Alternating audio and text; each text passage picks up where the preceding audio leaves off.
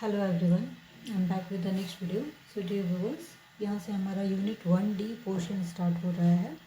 That is based on contribution of thinkers.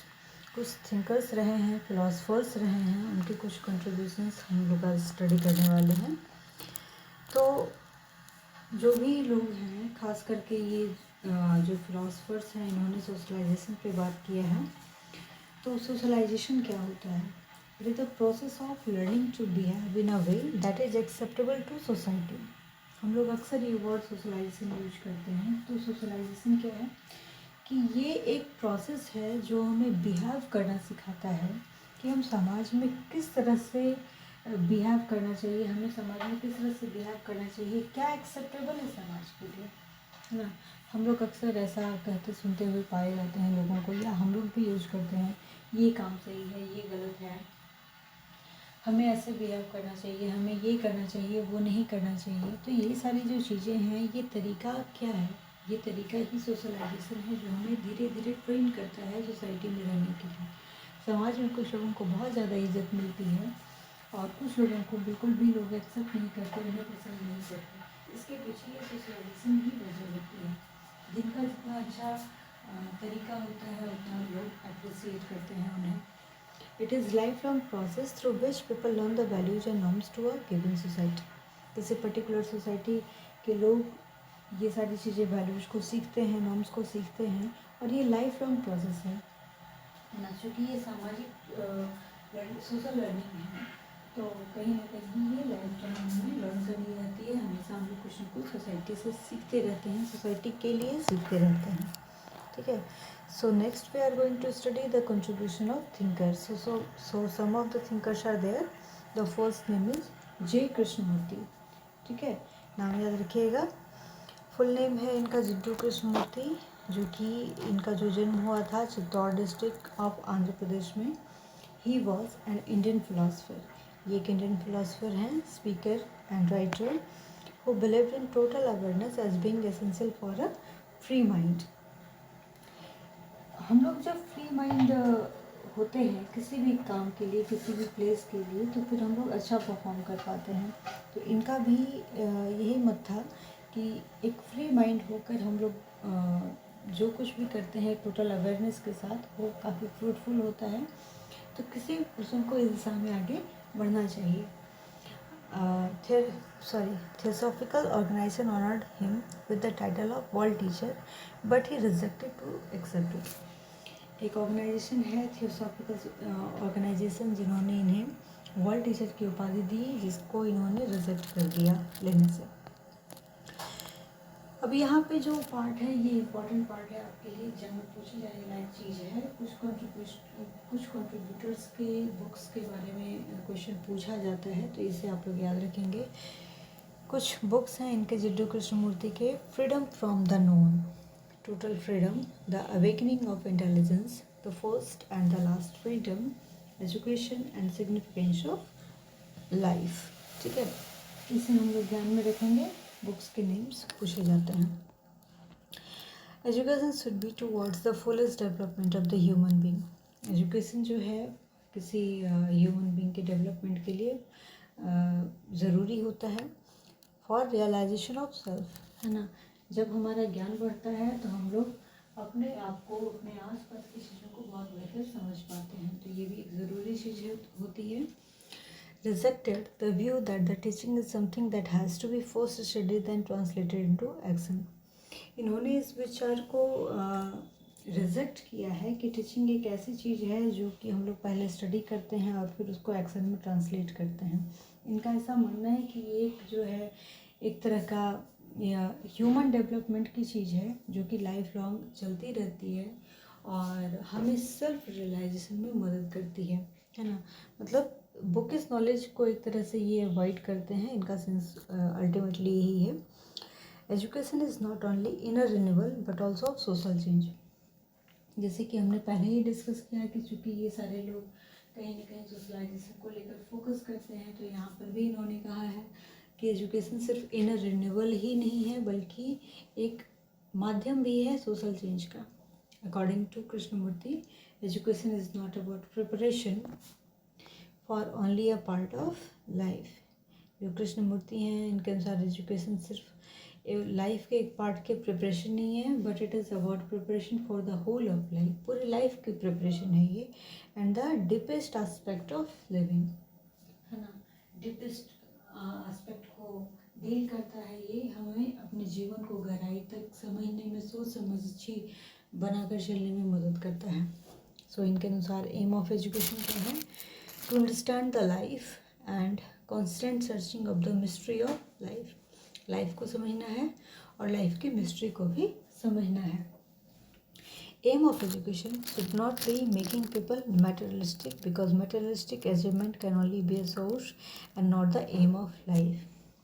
इनके अनुसार M of life जो है वो materialistic नहीं होना चाहिए, क्योंकि अगर materialistic जो चीज़ें होती हैं वो एक तो क्षणभंगुर होती हैं, और दूसरी चीज़ है कि ये एक तरीका हो सकता है, ये एक माध्यम हो सकता है, but this can not be the aim of life, ठीक है। To develop not only the subjective knowledge but also to develop complete and responsible human being. यहाँ पे है कि हमें अपने सब्जेक्टिव नॉलेज को ही सिर्फ इन्हांस नहीं करना है, बल्कि कंप्लीट डेवलपमेंट करना है, होलिस्टिक डेवलपमेंट करना है, एंड रिस्पॉन्सिबल ह्यूमन बीइंग, हमें एक रिस्पॉन्सिबल ह्यूमन बीइंग बनना है। Education should help us to break down our national and social barriers. Education हमें मदद करता है हमें अपने नेशनल और सोशल बैरियर्स को दूर करने में, ठीक है। The aim of education should not be to produce more scholars, technicians, and job hunters, but to integrate men and women to develop free and fearless people. यहाँ पे सोसाइटी होनी चाहिए, पीपल इन सोसाइटी। तो M of education जो है इनके अनुसार ये स्कॉलर्स की भीड़ इकट्ठा करना, टेक्नीशियंस की भीड़ इकट्ठा करना, जॉब हंटर्स की भीड़ इकट्ठा करना, ये सारी चीज़ें नहीं होनी चाहिए, बल्कि ऐसे लोग होने चाहिए जो आपको एक फेयरलेस सोसाइटी का निर्माण हो, है ना। जब हमें वास्तविक लर्निंग होती है, जब हमें वास्तविक ज्ञान प्राप्त होता है ना, तो आप खुद भी देखते होंगे कि जो वेल एजुकेटेड लोग हैं उनके हाव भाव कुछ डिफरेंट होते हैं बाकी लोगों की अपेक्षा, है ना। तो उनमें अच्छे गलत को समझने की क्षमता होती है, मोरल वैल्यूज उनका बहुत हाई होता है। तो जब सभी लोग ऐसे होंगे तो निश्चित रूप से समाज बहुत अच्छा होगा, उन्नत होगा। To create self awareness create होता है। Education should be a life transforming process होता है एजुकेशन, नो डाउट। ये कहीं ना कहीं हमारी लाइफ को बहुत हद तक चेंज करता है, हमें बहुत आगे बढ़ाने में मदद करता है और बहुत बड़ा सपोर्ट बनता है, ठीक है। The aim of education is to help each people to discover inner psychological resources and develop his own individual strengths as well as to realise his weakness. Education का एम जो है हमारे अंदर जो भी स्ट्रेंथ एंड वीकनेसेस हैं सबको समझना है, और दोनों ही चीज़ों को फोकस करना है, ना कि सिर्फ स्ट्रेंथ्स को बल्कि वीकनेसेस को भी, ठीक है। स्ट्रेंथ तो स्ट्रेंथ होते ही हैं, उसका तो कोई जवाब नहीं है, लेकिन जो वीकनेस है हमें उसको दूर करना है, और इस हद तक दूर करना है कि वो हमारे लिए वीकनेस न रह जाए, without imposing upon him the teachers notion what he should be. और हमें क्या बनना है और कैसा बनना है, कैसा हमारा जीवन, मतलब ये प्रोफेशन की बात नहीं हो रही है यहाँ पे कि हमारा लाइफ किस ढंग का होना चाहिए, इस पे ये एम ऑफ एजुकेशन इनका जोड़ देता है। स्कूल है, school environment must be free from fear, school का इन्वायरमेंट भी फियर फ्री होना चाहिए। स्टूडेंट्स रेशियो ऑन पर teacher should be small, teacher और स्टूडेंट का रेशियो जो है स्मॉल होना चाहिए। School environment must be free from competition and comparison, school का इन्वायरमेंट कंपटीशन और कंपैरिजन से दूर होना चाहिए। कोऑपरेटिव इन्वायरमेंट होना चाहिए। ये सारे इंपॉर्टेंट पॉइंट्स हैं, याद रखिएगा। Did not support any particular ideologies, किसी पर्टिकुलर आइडियोलॉजी को ये नहीं मानते हैं, सिचुएशन के अकॉर्डिंग चीज़ें बदलनी चाहिए। इनका मत है। चाइल्ड सेंट्रिक एजुकेशन है, इंडिविजुअलाइज्ड है ना, जैसे बच्चे की नीड है, जैसे लर्नर की नीड है, उसके अनुसार हम एजुकेशन दें।